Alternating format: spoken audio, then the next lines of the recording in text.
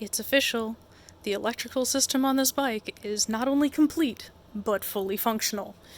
So, this is a wiring diagram that I used glitter pens to outline, which was actually a pretty good idea because now I can find everything really quickly. But, this bike has an ignition, which it never had before. This was 2 bare wires that I had to jump when I bought it, which was super fun. But it also has an indicator light. This did not exist. Had to wire that in. And yes, it's in kilometers. Whatever. It's there. And I can turn the headlight on, which it didn't come with a headlight. And it does have high beam and an off switch, which I think it was like 1974 or something. You don't have that option anymore. They all just have auto run all the time. This also doesn't have a kill switch, which I will be wiring in. Yeah. It also has working blinkers, which it didn't even come with blinkers, and obviously they have a little ways to go. But we're getting there. And yeah, so we've got both sides work. Those didn't exist. Oh yeah, we've got slow. Handlebar brake. This switch right here did not exist before. So I hunted that down. And this is the rear brake switch. The foot pegs and brakes aren't on yet. But when I pull this, you can see I now have a brake light. That also did not exist. I think the only electrical switch on here that I did not end up replacing was this one right here. And I didn't have to do anything with the ignition coil, which I think is what this is, because I didn't have to deal with it. The horn actually worked too when I got it, which I'm not going to play because I'm sure Ray is sick of hearing it. Yeah, so the entire electrical system is new. Oh yeah, and the source of it all, this frickin' thing, I bought a battery that doesn't tip and just flood battery acid everywhere. And so it's a absorbed glass mat battery, so it's not leaked and you don't have to keep it topped. And apparently it stays charged for longer too. But I had to wire this in with no instructions. Thanks to my handy wiring diagram right there. And I think this is a 15 amp fuse, but yeah. That was definitely a figured out moment, because normally there's like terminals on here. You can bolt a ring terminal, but this just has a wire. And then this guy is my flasher relay. Man, I am terrible with camera. And it was not working, because it turns out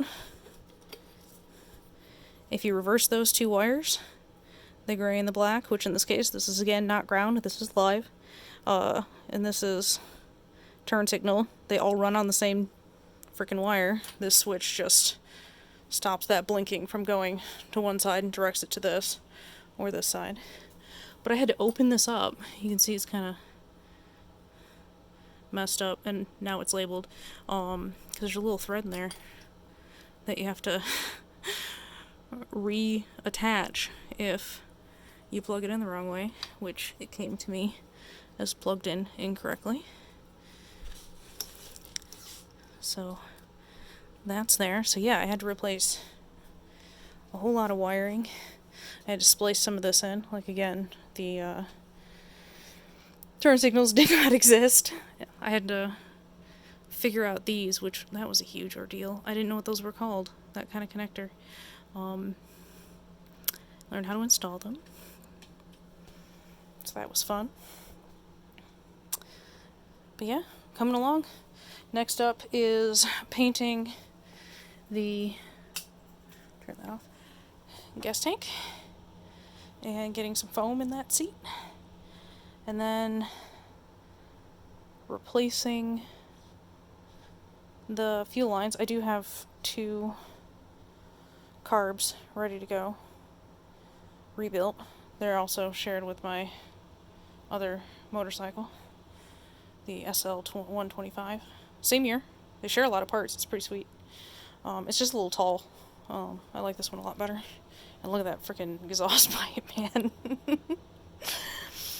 That was a whole ordeal. I had to replace the entire head, which is that piece right there, because one of these bolts was just destroyed inside the head, and someone had tried to extract it. It's still over there underneath one of my motorcycle helmets. But yeah, that was a giant ordeal. This is the first time the bike's had exhaust, too. And look, I wrapped it. It's going to be white and blue. And I don't know, I'm going to play with some vinyl. But yeah, it's looking almost like a bike. These, oh god, these are freaking rough. But, thankfully, I have a set of rebuilt ones right there. They're not perfect, but this is pretty surface, and I'll try to figure out a replacement for them. They're like freaking $80 a pipe, which for a $400 bike, a little excessive. But it's got new springs and retainers, whereas this one's have seen some better days. And I think I can't remember if I ordered them or not, the rubber gasket that goes over that. I think I'm going to do them in blue, just because I can. But yeah, and then we're getting close to rideable. Gotta do brakes, too. Actually, I think the brakes are okay, but gotta at least check the brakes. Yep. In case y'all forgot. It's still here. I'm still building a motorcycle. It's been my quarantine project. Alright, I'll keep you guys posted.